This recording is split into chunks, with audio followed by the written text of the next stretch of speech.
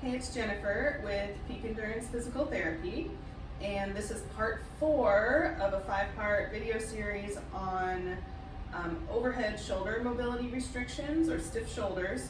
People who have trouble getting all the way here and are kind of hanging out here, max range of motion for the shoulder. So last video we learned how to assess 3 different areas that could be contributing to the range of motion restriction. So the thoracic spine not extending very well, having tight pecs or tight lats that kind of pull you in this way and make it hard to get all the way up, or the arm bone itself, the ball of your humerus, not moving around as much as it could in the joint capsule.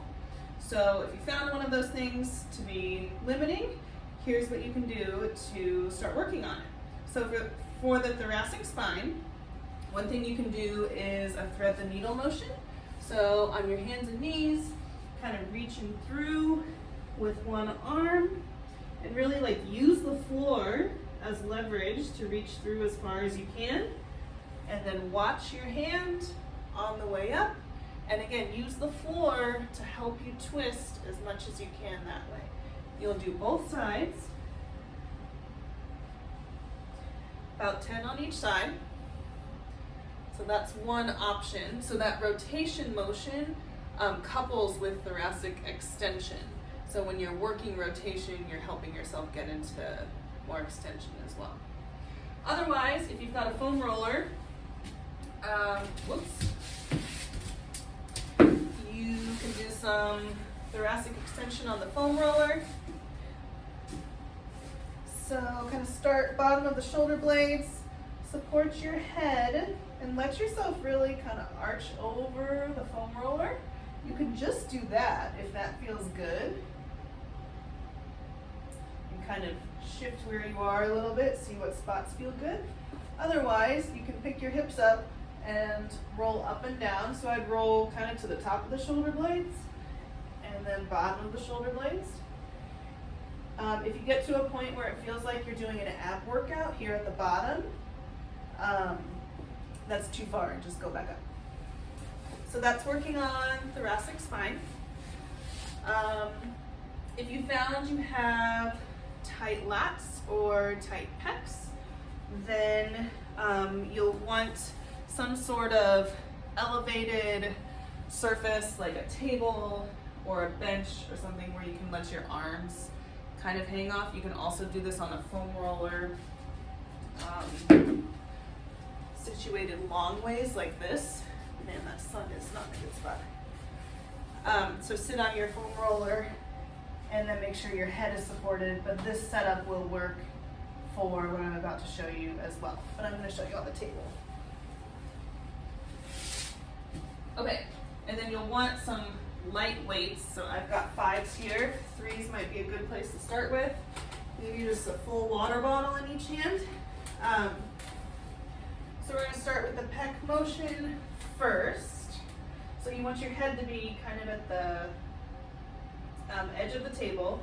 And a bench would be better so that I can let my arms kind of open past the plane of horizontal. But you're going to start with your arms up like this, and then maybe a gentle bend at your elbow. Doesn't have to be totally locked out. Slowly open up this way. Really emphasizing that end range, kind of letting the weight help you into that stretch, but the muscles are still working. So we're getting some length and strength at the same time.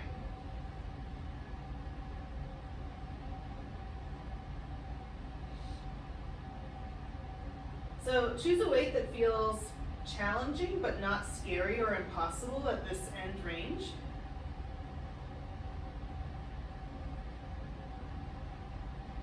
And I would recommend somewhere in the like 8 to 12 rep count, 3 to 4 sets. For the lats, you're going to start with palms facing each other, arms in vertical, and slowly lower overhead, just as far as you can go. Again, let the weights help you get a little bit of an extra stretch, and then kind of bend your elbows and come back to the starting position. So we're just doing the lengthening phase of this muscle movement. And again, if any of these things hurt, don't do them. Or try lighter weight and see if you can get away with it at a lighter weight.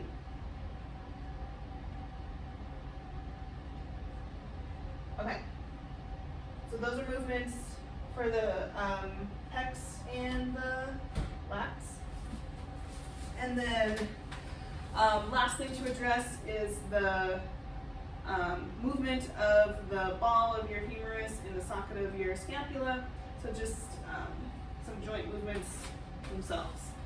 So you can take a strap or a towel, band, rope, and kind of put it behind you like you're going to dry yourself off. Grab on the bottom and on the top, kind of as close as you can go. And then whichever way you're stiff, so if it was hard for you to reach behind you like this, use your top hand and very gently kind of work on getting that arm back there a little bit better. Again, not into a super painful range. Be gentle. I don't think you can see that. Or if it was the top arm that had trouble kind of going this way, you can use the bottom arm to help pull down that way. You can also use a broomstick or a PVC to do this too. It doesn't have to be like a soft strap or anything like that. So really work in kind of that towel dry motion either way. If that feels uncomfortable or a little aggressive for you, you can also lie down on the table. If you can, lie on your hand, and you're going to try to lift your elbow up off the floor or the table. Doing a little butterfly motion like that. If that's too much, hand comes out. Try to do the same thing. About 20 reps that way. And again, that's for if it's hard for you to get your arm behind your back.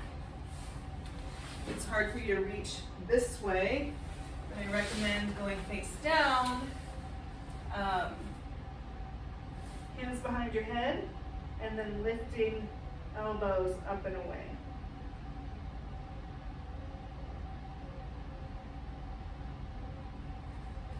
So that's working on joint motion itself. So addressing thoracic spine, addressing lat and pec muscle length, and addressing movements within the joint capsule. So try those things out, see how they feel, don't do anything that hurts, and let us know how it goes. Thanks.